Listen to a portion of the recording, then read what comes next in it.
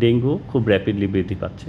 দিনের বেলায় মশারি টানিয়ে ঘুমাতে হবে, specially early in the morning and let afternoon. সামাজিক এবং ব্যক্তি পর্যায়ে আমাদের সচেতনতা খুবই ইম্পর্টেন্ট। জুনের মাঝামাঝি থেকে কিন্তু ডেঙ্গুর প্রকোপটা বৃদ্ধি পেয়েছে এবং day by day it is increasing. আমাদের এটার কারণ হতে পারে যে সাধারণত ডেঙ্গুর জন্যে যে ডেঙ্গু মশা যে বিস্তার করে সেটা সাধারণত 25 থেকে 30 ডিগ্রি সেলসিয়াসের মধ্যে সবচেয়ে ফেভারেবল। তবে ইটস নট নেসেসারি যে 25 to 30 ডিগ্রির মধ্যে থাকতে হবে। সাধারণত 17 লোয়েস্ট, হায়েস্ট 35 ডিগ্রি সেলসিয়াস, কিন্তু মোস্ট ফেভারেবল হচ্ছে 25 to 30 ডিগ্রি সেলসিয়াস। তো আপনারা জানেন যে জুনের মাঝামাঝি থেকে কিন্তু আমাদের অ্যারাউন্ড বাংলাদেশ কিন্তু 25 to 30 ডিগ্রির মধ্যে টেম্পারেচার থাকছে। আদার দেন দ্যাট আরেকটা খুব ইম্পর্টেন্ট ফ্যাক্টর হচ্ছে, সেটা হচ্ছে হিউমিডিটি।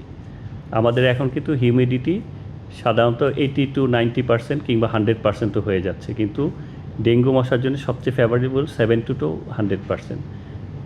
এই দুইটা কারণের জন্য কিন্তু এখন ডেঙ্গু মশা খুব দ্রুতগতিতে বৃদ্ধি পাচ্ছে। আদার দেন দ্যাট বৃষ্টিপাতও ডেঙ্গু মশার জন্য প্রয়োজন, কারণ ডেঙ্গু মশা আপনারা জানেন যে ডিম থেকে যে লার্ভা তৈরি হয় এটার জন্য পানি দরকার। পানিটা সাধারণত বর্ষাকালে পেয়ে থাকে এবং এই জন্য আমাদের যে এই সংখ্যাটা দিন দিন বৃদ্ধি পাচ্ছে। আজকে আমাদের কিন্তু 38 জন ডেঙ্গু পেশেন্ট ভর্তি রয়েছে। এটা শুধু ভর্তি, আউটডোরে কিন্তু আমাদের এর চেয়ে 4 টাইমস চিকিৎসা দিয়ে হোম আইসোলেশনে পাঠানো হয়েছে। তো বলাই যায় যে ডেঙ্গু খুব র্যাপিডলি বৃদ্ধি পাচ্ছে। আমাদের কিন্তু মানে লাস্ট মারা গিয়েছিল সেই জানুয়ারিতে 2 জন। এই লাস্ট 2 মান্থে কিন্তু নো ডেথ। আপনারা জানেন যে জেনে খুশি হবেন, নট অনলি ফর দিস ইয়ার, আমাদের কিন্তু লাস্ট ইয়ার টোটাল পেশেন্ট ছিল 5025 জন। সেখানে কিন্তু আমাদের অ্যাডমিটেড 5025, তার মধ্যে কিন্তু মৃত্যু মাত্র 3200।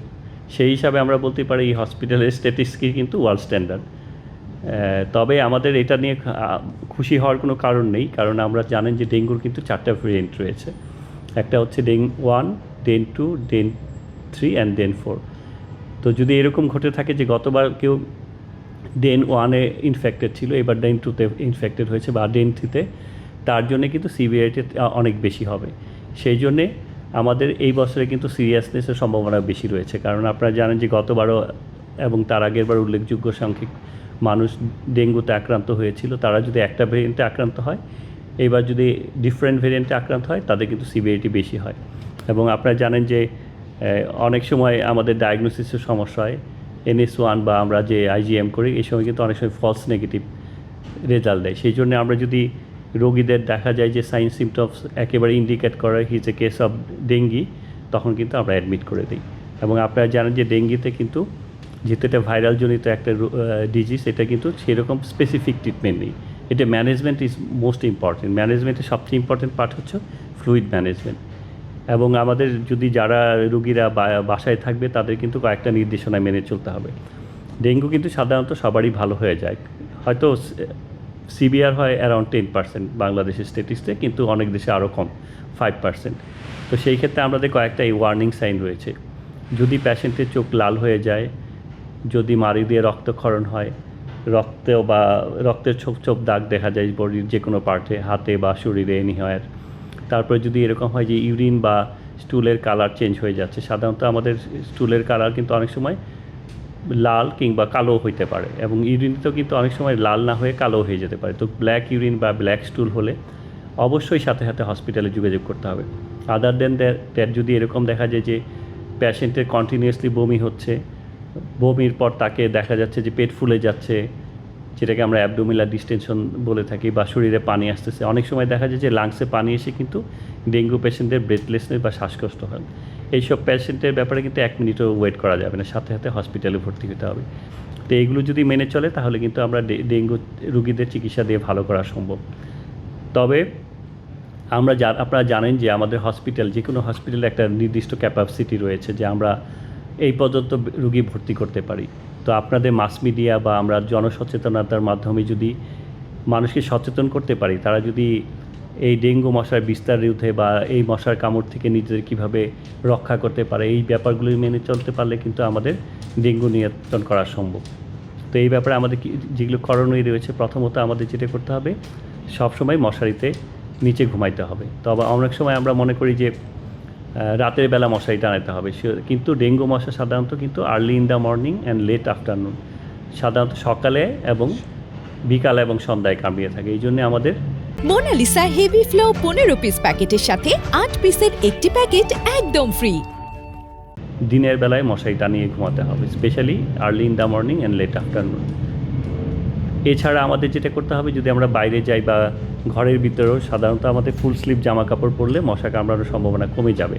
আর এক্সপোজ যে পার্টগুলো রয়েছে, হাত পা, যেখানে আমরা কাপড় দিয়ে আবৃত করি না, সেগুলো কিন্তু আমরা রিপিলেন্ট ইউজ করতে পারি। এটার চেয়ে বেশি ইম্পর্টেন্ট আমাদের রাষ্ট্রীয়, সামাজিক এবং ব্যক্তি পর্যায়ে আমাদের সচেতনতা খুবই ইম্পর্টেন্ট। আমরা এটা তো ব্যক্তিগত পর্যায়ে বললাম, আর সামাজিকভাবে আমরা যদি মনে করি আমরা একটা গ্রাম বা একটা ইউনিয়নে আজকে সবাই মিলে পানি পরিষ্কার করবো, যেগুলো জমে রাখা জিনিস পানি রয়েছে এগুলো আমরা পরিষ্কার করব, কোনো ময়লা আবর্জনা থাকতে দিব না, তাহলে কিন্তু মসকিটো ব্রিডিং কমে যাবে। আর যেটা আমরা সিটি কর্পোরেশন বা ইউনিয়ন পর্যায়ে তারা করতে পারে যে ইনসেকটিসাইড স্প্রে করতে পারে। আপনারা জানেন যে এটা একটা কার্যকরী পদ্ধতি। সবচেয়ে বেশি ইম্পর্টেন্ট আমাদের সচেতনতা, এবং আমাদের দেখা যাবে যে 3 দিনের বেশি কোনো পাত্রে কিন্তু পানি জমে রাখা যাওয়া যাবে না। তাহলে সে 3 দিন পর আমাদের পাত্রগুলো খালি করে ফেলতে হবে যেখানে পানি জমে, যেমন ফুলের টব হতে পারে, ডিসকার্ডেড এনি অবজেক্ট হতে পারে, আমাদের ওয়ালের কার্নিসে যদি পানি জমে থাকে বা কনস্ট্রাকশন সাইডে, সেগুলো পরিষ্কার করতে হবে। এগুলো যদি মেনে চলি তাহলে কিন্তু আমাদের এই ডেঙ্গু মশার বিস্তারটা আমরা কন্ট্রোল করতে পারবো। এখন তো জুলাই আগস্ট আরও 2টা মাস আছে, এই মাসে মনে হচ্ছে যে এবার সংখ্যাটা অনেক বৃদ্ধি পাওয়ার সম্ভাবনা রয়েছে। আপনারা দেখেছেন যে আমরা সাধারণত জানি যে ডেঙ্গু মশাগুলো সাধারণত শহর এলাকায় হয়ে থাকে, কিন্তু এবার কিন্তু শহর এলাকা ছেড়ে বিভিন্ন জায়গায় ছড়িয়ে গিয়েছে, যেরকম বরগুনা এবং বরিশাল এরিয়াতে খুব বেশি মাত্রায় ডেঙ্গু হচ্ছে। তো আমাদের এবং যেহেতু আমাদের এই তাপমাত্রা এবং হিউমিডিটি, যেটা আগেই বলেছি, এটা খুব ফেভারেবল, সেই ক্ষেত্রে কিন্তু ডেঙ্গু মশার প্রকোপ যথেষ্ট বৃদ্ধি পাওয়ার সম্ভাবনা রয়েছে। তো এখন থেকে যদি আমরা সচেতন না হই, এই মশকের বিস্তার বা মশার কামড় থেকে নিজেদের রক্ষার ব্যবস্থা না নিই, তাহলে কিন্তু এটা অনেক বৃদ্ধি পাওয়ার সম্ভাবনা রয়েছে। বৃদ্ধিতে আপনাদের প্রস্তুতিটা কেমন?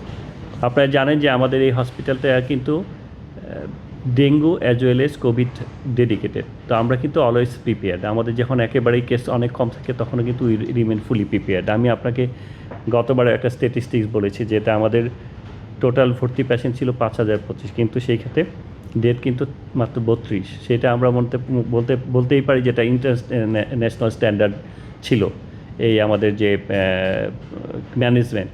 তো আমাদের কিন্তু এখন পর্যন্ত আমাদের ডেঙ্গুর জন্যে পুরোপুরি 300টি বেড প্রস্তুত রয়েছে জেনারেল, আমাদের আইসিইউ প্রস্তুত রয়েছে এখন পর্যন্ত 45।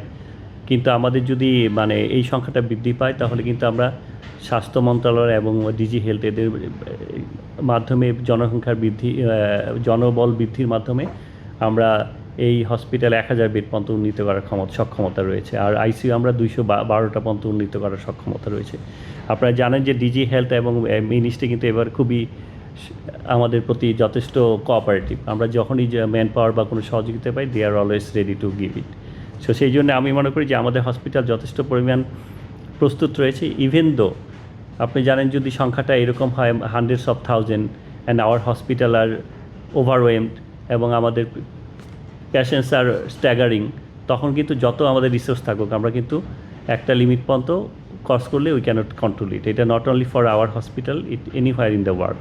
তা আমি মনে করি যে আমাদের এই যেন ডেঙ্গু রোগটা বিস্তার না করে, আমাদের সবাইকে সচেতন হতে হবে।